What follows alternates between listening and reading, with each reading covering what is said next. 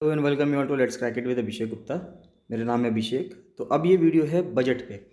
देखिए, इससे पहले हमने जो भारत का जो बजट था, पूरा जो गवर्नमेंट ऑफ इंडिया का बजट था, वो हम कवर कर चुके हैं। अब ये है उत्तराखंड का बजट 2021-22 का। देखिए, 2022-23 का बजट नहीं आया है अभी, क्योंकि इसलिए नहीं आया है क्योंकि अभी उत्तराखंड में इलेक्शंस हैं। तो जब नई सरकार बनेगी बजट तब आएगा। लेकिन इससे पहले का जो बजट है वो है 2021-22 का, और इससे सवाल बन सकते हैं आपके उत्तराखंड का जो अभी पीसीएस होने वाला है, अपर पीसीएस जो होने वाला है उसमें, और जो लोअर पीसीएस का मेंस होगा और एफआरओ का मेंस होगा। क्योंकि दोनों में इकोनॉमी जो सब्जेक्ट है वो इंक्लूडेड है। इंडियन इकोनॉमी जो है वो एफआरओ मेंस में भी है और लोअर पीसीएस मेंस में भी है, तो दोनों में है। और लोअर पीसीएस मेंस में स्पेसिफिकली उत्तराखंड के ऊपर भी लिखा हुआ है, तो वहाँ पे तो ये बहुत ज़्यादा इंपॉर्टेंट है और इससे सवाल बनने ही बनने हैं। स्टार्ट करने से पहले बताना चाहूँगा गाइस कि अगर आपने let's crack it with Abhishek Gupta का यूट्यूब चैनल सब्सक्राइब नहीं किया है तो जरूर सब्सक्राइब कर लीजिएगा, और साथ साथ बेल आइकन भी दबा दीजिएगा, जिससे कि आपको सारे नोटिफिकेशंस मिलते रहें। और let's crack it with Abhishek Gupta का एक फ्री टेलीग्राम चैनल भी है, उसको जरूर ज्वाइन कर लीजिएगा। उसका लिंक इस वीडियो के डिस्क्रिप्शन में आपको मिल जाएगा। जो भी यहाँ पे फॉलोअर्स हैं, वीडियोज़ देखते हैं, वो उसको जरूर प्लीज़ ज्वाइन कर लीजिएगा, जिससे आपको सारे अपडेट्स वहाँ पर मिलते रहें। तो स्टार्ट करते हैं, देखते हैं। इसमें सबसे पहले कहा गया है कि ये 2020-21 में आया था, 2021-22 में आया था। तो उसमें कहा गया है कि देश को सॉरी जो राज्य है उसको बने हुए 20 साल हो गए, यानी कि अब 21 साल हो गए। तो इसमें ये कहा गया है। नेक्स्ट आता है कि टूरिज्म बिजनेस अबाउट 2,40,000 पर्सन, यानी कि टूरिज्म बिजनेस में 2,40,000 लोग जो हैं वो एम्प्लॉयड हैं। और अब देखिए, यहाँ पे इंग्लिश हिंदी मत कीजिएगा, इंग्लिश में लिखा हुआ है, लेकिन मैं आपको समझा रहा हूँ हिंदी में। और साथ साथ आपको जो पॉइंट्स हैं वो ध्यान रखने हैं। जो इसमें स्कीम्स आएंगी, मैंने उसको ये लिख दिया है कि वो स्कीम कब लॉन्च की गई, किस तरह से की गई, सब कुछ इसमें लिखा हुआ है। तो आप पूरा देखते चल जाइएगा, अंत तक वीडियो देखिएगा। अगर आप बीच में वीडियो छोड़ देंगे तो इससे आपका इनकम्प्लीट रहेगा और कोई फायदा नहीं होगा। 2-3 सीरीज में आएगी ये वीडियो, 2-3 सीरीज में ये पूरा हो जाएगा बजट। तो टूरिज्म बिजनेस में 2,40,000 लोग इंक्लूड हैं, जिसमें चाहे वो होटल वर्कर्स हों, फोटोग्राफर्स हों, टैक्सी वाले हों, ऑटो रिक्शा वाले हों, ई रिक्शा ड्राइवर्स हों, सब कुछ हैं। इन सबको फाइनेंशियल असिस्टेंस दी गई है 2,000 रुपये पर पर्सन। देखिए, लॉकडाउन के समय पे ये सवाल पूछा जा सकता है कि टूरिज्म बिजनेस में जो लोग इन्वॉल्व थे उनको कितने रुपये दिए गए हैं। उत्तराखंड सरकार द्वारा 2,000 रुपये पर पर्सन दिए गए हैं। उसके बाद जो लोग वीर चंद्र सिंह गढ़वाली स्वरोजगार योजना जो है, जो जो वीर चंद्र सिंह गढ़वाली स्वरोजगार योजना जो है, ये किस चीज़ से रिलेटेड है, ये ध्यान रखने वाली बात है। ये टूरिज्म से रिलेटेड है और कब लॉन्च हुई थी? 1 जून 2002 को लॉन्च हुई थी। ये उत्तराखंड की स्कीम है। और Pandit Deendayal Upadhyay home stay scheme, तो ये होम स्टे के लिए है, और ये भी उत्तराखंड सरकार की जो स्कीम है, और ये लॉन्च हुई थी 20 अप्रैल 2018 को। इन्होंने लोन इंटरेस्ट को वेवर कर दिया है। ये वेव कर दिया है कि इसका मतलब ये हुआ कि इंटरेस्ट नहीं देना पड़ेगा जिन लोगों ने लोन ले रखे हैं। जो कमर्शियल कंज्यूमर्स हैं, जैसे कि होटल वाले हो गए, रेस्टोरेंट हो गए, ढाबास हो गए, have given full rebate in the fixed charge of the electricity consumption. अब देखिए, जब इलेक्ट्रिसिटी का बिल आता है तो उसमें एक फिक्स्ड चार्ज आता है 250 रुपये 300 रुपये का, जो हमेशा देना ही देना पड़ता है हर पर्सन को। तो उसमें ये कहा गया है कि जो होटल रेस्टोरेंट ढाबे में जो फिक्स्ड चार्ज लगा करता था उसको ख़त्म कर दिया जाएगा। जितना वो बिजली यूज़ करेंगे सिर्फ उसका ही पैसा आपको देना पड़ेगा। कुछ टाइम के लिए फिक्स चार्ज नहीं लगेगा। कब तक के लिए नहीं लगेगा? लॉकडाउन का पीरियड के दौरान जो था इलेक्ट्रिसिटी बिल्स, उस टाइम पे नहीं लगेगा फिक्स चार्ज। बाकी जब लॉकडाउन हट जाएगा उसके बाद से वापस से फिक्स चार्ज लगना शुरू हो जाएगा। फिर उन्होंने कहा कि भाई 7 फरवरी 2021 को ऋषिगंगा रिवर में जो रैनी विलेज है, ये वाई लिखा हुआ है यहाँ पे जबकि आई होना चाहिए, कि रैनी गांव जो है वहाँ पर एक डिज़ास्टर हुआ था। तो वो कहाँ पे है? चमोली डिस्ट्रिक्ट में है। ये हमें यहाँ पे ध्यान रखना है। और एक जामरानी मल्टीपर्पज़ प्रोजेक्ट की बात की गई है। तो जामरानी मल्टीपर्पज़ प्रोजेक्ट कहाँ पे है? ये नैनीताल में है। किस रिवर पे? गोला रिवर पे। तो कहा जा रहा है कि वहाँ पे जामरानी मल्टीपर्पज़ प्रोजेक्ट बनेगा डिस्ट्रिक्ट नैनीताल में, गोला नदी पे, जिससे कि लोगों को पानी, पीने का पानी मिल सके, इरिगेशन के लिए पानी मिल सके और बिजली बन सके वहाँ पे। फिर कंट्री का पहला ड्रोन एप्लीकेशन सेंटर उत्तराखंड में खोला गया। ये 10 जुलाई 2018 को खोला गया देहरादून में। फिर CPT का इंस्टीट्यूट खोला गया डोईवाला देहरादून में। उसके बाद कोस्ट गार्ड रिक्रूटमेंट सेंटर बनाया गया उत्तराखंड में, कुआंवाला हररवाला देहरादून 2019 में। और फिर NLU बनाई गई उत्तराखंड में, और सेंटर ऑफ एक्सीलेंस और नेचुरल फाइबर बनाया गया, ये अल्मोड़ा में खोला गया 2019 में। सब चीज़ यहाँ पे लिखी हुई है, इसको पढ़ते रहिएगा कि कौन सी चीज़ कहाँ पे, जो भी इंपॉर्टेंट चीज़ होगा वो मैंने यहाँ पे मेंशन कर रखा है। उसके बाद भारत का सबसे बड़ा सस्पेंशन ब्रिज बनाया गया है, जिसका डाबरा चांटी जो लोकेशन है टिहरी लेक के ऊपर, उसको बनाया गया है। और पब्लिक ट्रांसपोर्ट के लिए इसको खोल दिया गया 8 नवंबर 2020 को। ये सब डेट्स इंपॉर्टेंट है कि इसको पब्लिक ट्रांसपोर्ट के लिए कब खोला गया? 8 नवंबर 2020 को। ये सब उत्तराखंड के बजट में चीज़ें मैंशनड हैं, इसलिए बहुत ज़्यादा इंपॉर्टेंट है। और जो भारत का सबसे बड़ा सस्पेंशन ब्रिज खोला गया वो डाबरा चांटी जो लोकेशन है टिहरी लेक के ऊपर, वहाँ पे, ये कहाँ पे है? 440 मीटर लंबा ब्रिज है। ये सिंगल लेन है, यानी कि एक ही तरफ से गाड़ी जाएगी, दूसरी तरफ से भी आएगी, यानी कि एक बार में एक ही तरफ से गाड़ी जाएगी। सस्पेंशन ब्रिज और मोटरेबल है, यानी कि गाड़ी जो है वो उस पर से जा सकती हैं। उसके बाद जानकी सेतु की बात की गई है कि जानकी सेतु बन रहा है ऋषिकेश में near Kailash gate at Muni ki Reti on the river Ganga. तो गंगा नदी पे जानकी सेतु बन रहा है, ये इसमें कहा गया है। उसके बाद की गई है इकोनॉमिक सर्वे 2021 की कि उत्तराखंड को इंक्लूड किया गया है leading states of the basic need index, कि बेसिक नीड इंडेक्स में उत्तराखंड एक लीडिंग स्टेट है। उत्तराखंड 3 सबसे बेहतरीन यानी कि बेस्ट 3 स्टेट्स में आ रहा है नॉर्थ ईस्ट और हिल स्टेट्स की कैटेगरी में। जो नॉर्थ ईस्ट और हिल स्टेट्स की जो कैटेगरी है इंडिया इनोवेशन इंडेक्स की, अभी इसमें 2019 की बात की गई है, लेकिन प्रेजेंट में 2021 का इंडियन इनोवेशन इंडेक्स भी आ चुका है 2020 वाला, जिसको कौन रिलीज़ करता है? नीति आयोग रिलीज़ करता है। तो देखिए इंडिया इनोवेशन इंडेक्स जो 2021 है उसको रिलीज़ कौन करता है? नीति आयोग और इंस्टीट्यूट फॉर कॉम्पिटिटिवनेस। यहाँ पे उत्तराखंड दूसरे नंबर पे है, क्योंकि यहाँ पे लिखा हुआ है कि Uttarakhand is among the best 3 states. तो अमंग बेस्ट 3 में ऊपर वाले 2 है उत्तराखंड 23.5 स्कोर के साथ। इससे ऊपर कौन है? हिमाचल प्रदेश है, इतना ध्यान रखना है। टॉप पे हिमाचल प्रदेश है, उत्तराखंड का सेकंड नंबर है। उसके बाद आता है कि स्टेट को डिक्लेयर किया गया है as the best film friendly state at 66th national Filmfare awards. यानी तो जो नेशनल फिल्म अवार्ड्स हैं 66 में, तो उसमें उत्तराखंड स्टेट को बेस्ट फिल्म फ्रेंडली स्टेट बताया गया है कि भाई यहाँ पे फिल्म शूट करना बहुत ईजी है, बहुत अच्छा है, बेस्ट फिल्म फ्रेंडली स्टेट है। उधम सिंह नगर डिस्ट्रिक्ट को टॉप 10 डिस्ट्रिक्ट में घोषित किया गया है बेटी बचाओ बेटी पढ़ाओ कैंपेन में, उधम सिंह नगर डिस्ट्रिक्ट को। तो ध्यान रखिए कि जो बेटी बचाओ बेटी पढ़ाओ कैंपेन है ये 22 जनवरी 2015 से स्टार्ट हुआ था। जॉइंट इनिशिएटिव है किसका? Ministry of women and child development का, यानी कि महिला एंड बाल विकास मंत्रालय, हेल्थ एंड फैमिली वेलफेयर का और मिनिस्ट्री ऑफ एजुकेशन का। तो यानी कि 3 मिनिस्ट्रीज में मिलकर काम कर रही हैं। पहला नेशनल वाटर अवार्ड जो 2018 था उसमें अल्मोड़ा को बेस्ट डिस्ट्रिक्ट घोषित किया गया एंटायर नॉर्थ जोन में for the Kosi river regeneration campaign. तो जो कोसी रिवर का रीजनरेशन था यानी उसका पुनरुत्थान जो किया गया, पुनर्वास जो किया गया, उसका रीजनरेशन जो किया गया, उसके लिए अल्मोड़ा को बेस्ट डिस्ट्रिक्ट का अवार्ड दिया गया पूरे नॉर्थ जोन में। और उत्तराखंड को अवार्ड किया गया कृषि कर्मान प्रशंसा अवार्ड से for outstanding performance in food production. की फूड प्रोडक्शन में हमने बहुत अच्छा काम किया उत्तराखंड स्टेट ने, तो इसलिए उत्तराखंड को अवार्ड मिला है। रुद्रप्रयाग डिस्ट्रिक्ट को फर्स्ट प्राइज़ मिला है नेशनल लेवल पे ई गवर्नेंस के लिए। तो ई गवर्नेंस के लिए डिस्ट्रिक्ट रुद्रप्रयाग को फर्स्ट प्राइज़ मिला है। फिर आता है यूपीसीएल की बात करें, यहाँ पे अगर आप ईज़ ऑफ डूइंग बिजनेस की बात करेंगे तो ease of doing business world bank निकालता था और उसने निकालना बंद कर दिया क्योंकि इसमें कुछ एरर थी, यानी कुछ मिस्टेक्स थी जिन पैरामीटर्स पे निकालता था, तो ईज़ ऑफ डूइंग बिजनेस को वर्ल्ड बैंक ने निकालना बंद कर दिया है। उसके बाद बात आती है कि UPCL has been placed in top A+ category for the 3 consecutive years in integrated ratings of utilities issued by ministry of power. तो मिनिस्ट्री ऑफ पावर जो है वो जो एक अपनी रेटिंग्स रिलीज़ करता है उसके तहत यूपीसीएल को जो है उत्तराखंड पावर कॉर्पोरेशन लिमिटेड को जो है A+ कैटेगरी में रखा गया है। नेक्स्ट आता है Uttarakhand has been at the 3rd position in the grievances redressal of consumers. तो तीसरे स्थान पर ग्रीवियंस रिडर्सल में, यानी कि जो कंज्यूमर्स हैं, जो उपभोक्ता हैं, उनकी जो जितनी भी शिकायतें हैं उसको पूरी करने में जो उत्तराखंड है वो किस नंबर पे आता है? तीसरी पोजीशन पे आता है। और एक बात आती है नेशनल वाटर अवार्ड की। तो नेशनल वाटर अवार्ड कौन रिलीज़ करता है? मिनिस्ट्री ऑफ जल शक्ति रिलीज़ करती है, तो उसको भी देख लीजिएगा। नेक्स्ट आता है states 2 police station Munsiyari and Banbhoolpura. अब देखिए मैं आपको एक और बात बताता हूँ कि जिस भी वीडियो पे, जैसे इस वीडियो का जो टारगेट रखा गया है 500 लाइक्स का टारगेट रखा गया है। अगर इस वीडियो पे 500 लाइक्स से ज़्यादा लाइक्स आ जाते हैं तो इसकी जो PDF है वो फ्री कर दी जाएगी। वैसे इसकी जो PDFs हैं वो FRO मेंस के स्टूडेंट्स को और लोअर PCS मेंस के स्टूडेंट्स को मिल रही है। बाकी अगर आप इस पर 500 से ज़्यादा लाइक कर देते हैं इस वीडियो पे, तो इसकी जो PDF है, इस वीडियो की जो PDF है वो फ्री कर दी जाएगी। स्टेट के 2 पुलिस स्टेशन, एक तो मुंशियारी और एक वनभूलपुरा को इंक्लूड किया गया है टॉप 10 पुलिस स्टेशन में among 15,000 police station of the country. तो पूरे देश भर में जो 15,000 पुलिस स्टेशन हैं उसमें से टॉप 10 पुलिस स्टेशन में राज्य के 2 पुलिस स्टेशन हैं, एक तो मुंशियारी के और एक वनभूलपुरा का। तो मुंशियारी कहाँ पर मिलेगा आपको? पिथौरागढ़ में। और वनभूलपुरा कहाँ मिलेगा आपको? हल्द्वानी में मिलेगा, नैनीताल डिस्ट्रिक्ट में। Uttarakhand has been in the top 5 states under the Pradhan Mantri Awas योजना ग्रामीण। तो टॉप 5 स्टेट्स में आता है प्रधानमंत्री आवास योजना ग्रामीण में। तो जो प्रधानमंत्री आवास योजना ग्रामीण है 1 जनवरी 1996 को स्टार्ट की गई थी एज इंदिरा आवास योजना। बाद में इसको रिस्ट्रक्चर किया गया 2015 में, और किस मिनिस्ट्री के अंदर आती है? मिनिस्ट्री ऑफ रूरल डेवलपमेंट के तहत आती है। फिर ऋषिकेश को अवार्ड किया गया best adventure destination of national tourism award. तो बेस्ट एडवेंचर डेस्टिनेशन जो है वो कौन है? वो ऋषिकेश है। ऋषिकेश को अवार्ड किया गया है। उसके बाद आती है कि for the first time the government has start working on the reverse migration in a planned manner. तो रिवर्स माइग्रेशन पे काम चल रहा है कि जिससे कि जो लोग पलायन करके उत्तराखंड को छोड़ के जा चुके हैं वो उत्तराखंड में वापस आ जाए।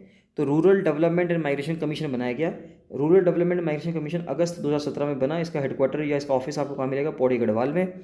और यहाँ पे देखिए मैंने जूम कर देता हूँ इसको, यहाँ पे देखिए लिखा हुआ है कि इसकी जो कंपोजिशन है, यानी इस कमीशन में कौन कौन है? जो इसका चेयरमैन है वो चीफ मिनिस्टर होता है, एक वाइस चेयरमैन है, 5 मेंबर हैं, प्रिंसिपल सेक्रेटरी या सेक्रेटरी रूरल डेवलपमेंट जो है वो इसका मेंबर सेक्रेटरी है, और एडिशनल मेंबर सेक्रेटरी कौन है? Additional secretary rural development. यानी कि जो रूरल डेवलपमेंट है, ग्रामीण विकास का जो विभाग है, डेवलपमेंट का जो ऑफिस है, उसके सेक्रेटरी और मेंबर सेक्रेटरी तो इसके मेंबर्स होते हैं।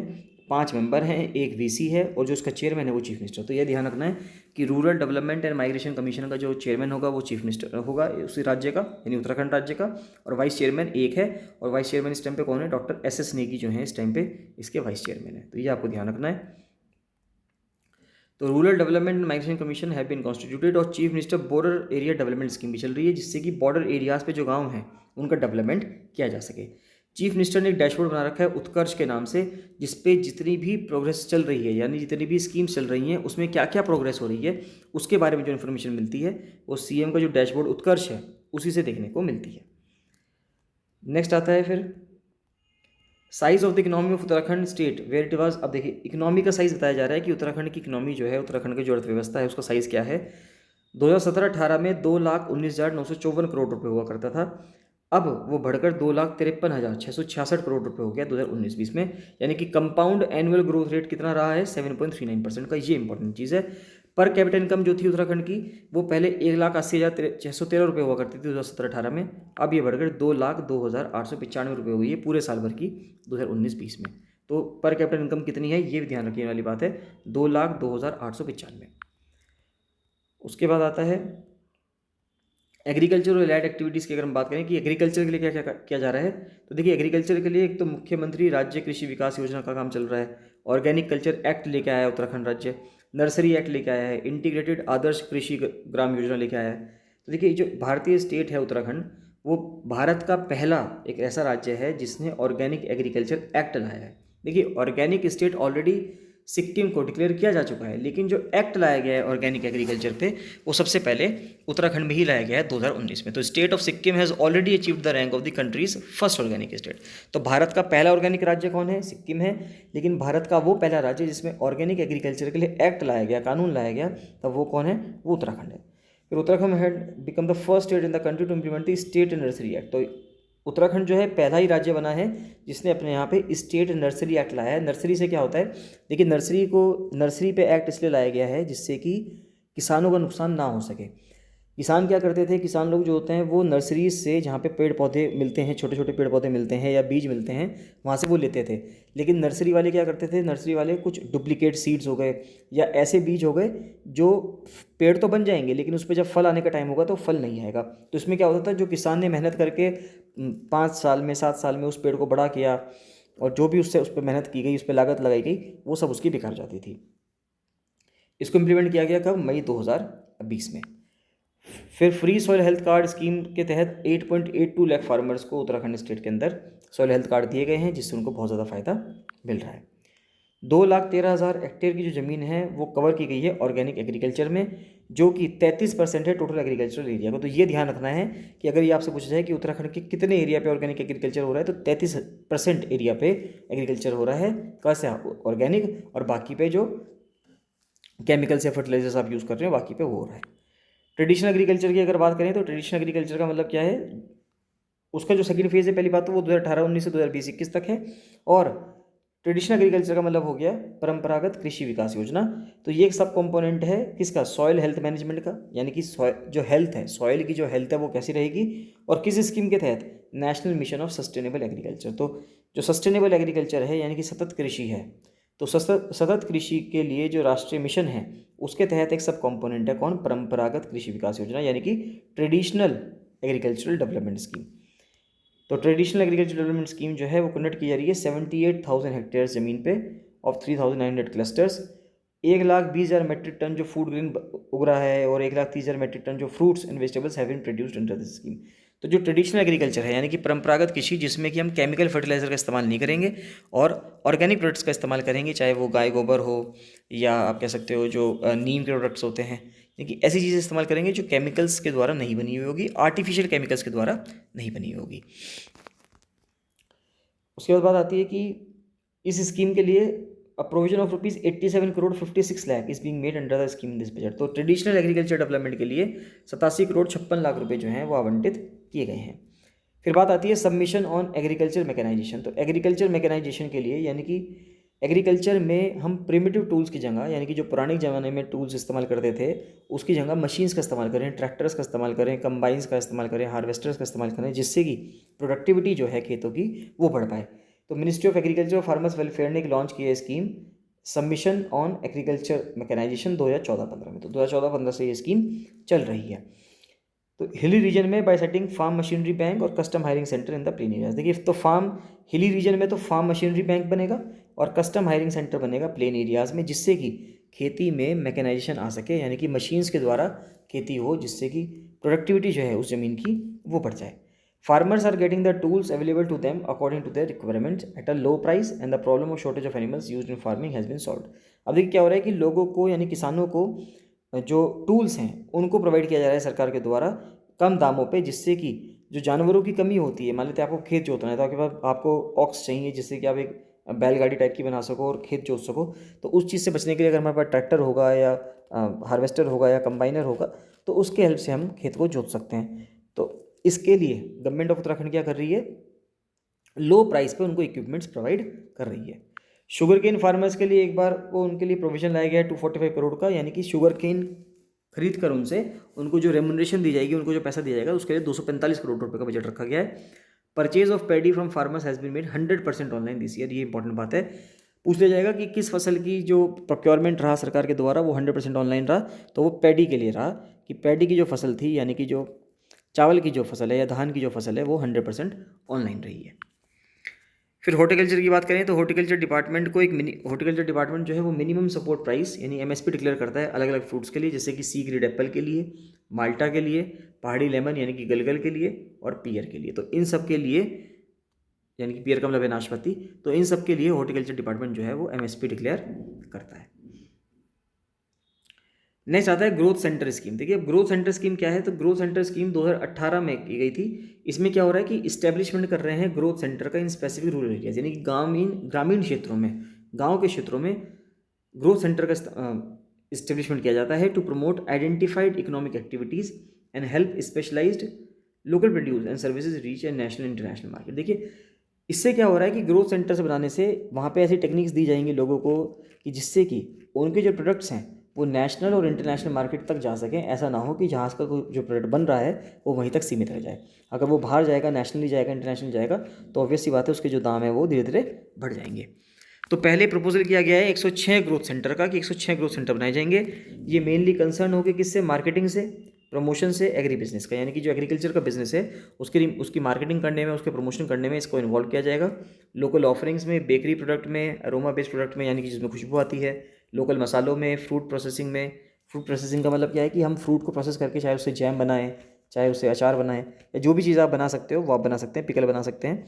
बी कीपिंग के लिए, मशरूम प्रोडक्शन के लिए, A2 मिल्क, बतरी काऊ घी, तो इन सब चीज़ों के लिए ग्रोथ सेंटर को बनाया जा रहा है और ग्रोथ सेंटर जो है वो इन सब चीज़ों को क्या करेगी, केटर करेगी। नेक्स्ट आता है chief minister state agricultural development scheme. ये एक एम्बिशियस स्कीम है स्टेट की, और साथ ही साथ इंटीग्रेटेड आदर्श कृषि ग्राम योजना या ग्राम scheme. Farmers are being operated by adopting cluster agriculture on the base of cooperatives. तो कोऑपरेटिव्स तो जो कोऑपरेटिव्स हैं, यानी सहकारिता जो है, सहकारिता के बेसिस पे हम कह सकते हैं कि हम जो फार्मर्स हैं उनका जो क्लस्टर एग्रीकल्चर है उसको क्लस्टर बेसिस पे करवाएंगे, जिससे कि उनकी ग्रोथ जो है वो बढ़ सके। तो इंटीग्रेटेड आदर्श कृषि ग्राम स्कीम जो है, यानी कि एकीकृत आदर्श कृषि ग्राम योजना जो है, वो नबार्ड के साथ, जो एग्रीकल्चर बैंक है रूरल डेवलपमेंट के लिए, उसके साथ मिलकर अक्टूबर 2020 में लॉन्च किया गया था और तब से ये कार्यान्वित है। 20 करोड़ रुपए जो है चीफ मिनिस्टर के स्टेट एग्रीकल्चर डेवलपमेंट स्कीम को दिए गए हैं और 12 करोड़ रुपए जो है वो integrated model agriculture village scheme को दिए गए हैं। बाकी देख लेते हैं एक बार नेशनल एग्रीकल्चर डेवलपमेंट प्रोग्राम के बारे में। तो जो नेशनल एग्रीकल्चर डेवलपमेंट प्रोग्राम है ये इनिशिएट किया गया था 2007 में। ये क्या है, ये अपना में एक अम्ब्रेला स्कीम है होलिस्टिक ग्रोथ के लिए, चाहे वो एग्रीकल्चर हो, हॉर्टिकल्चर हो और एलाइड सेक्टर हो। ये एक अपना में एक सेंट्रली स्पॉन्सर्ड स्कीम है और 60-40 के रेशियो में पैसा आएगा, यानी कि 60% पैसा सेंट्रल देगी, 40% पैसा स्टेट देगी। चलिए, बाकी यहाँ से राष्ट्रीय कृषि विकास योजना से हम नेक्स्ट वीडियो में कंटिन्यू करेंगे। बाकी आप इसको पढ़ लीजिएगा। इसमें आपको कोई भी डाउट्स आते हैं तो आप मुझसे पूछ सकते हैं कमेंट सेक्शन में कमेंट करके। यूट्यूब चैनल से जरूर सब्सक्राइब कर लीजिएगा और साथ साथ फ्री टेलीग्राम चैनल जरूर सब्सक्राइब कर लीजिएगा, उसको जरूर ज्वाइन कर लीजिए, उसको ज्वाइन करना बिल्कुल फ्री है। कोई भी डाउट आता है तो आप मुझे कमेंट सेक्शन में कमेंट करके बताइएगा और इन वीडियोस को लाइक ज़रूर प्लीज़ कर दीजिएगा। जिस भी वीडियो पे 500 लाइक्स से ज़्यादा हो जाएंगे उस वीडियो की PDF को फ्री कर दिया जाएगा। चलिए मिलते हैं नेक्स्ट वीडियो में। So thank you and bye bye.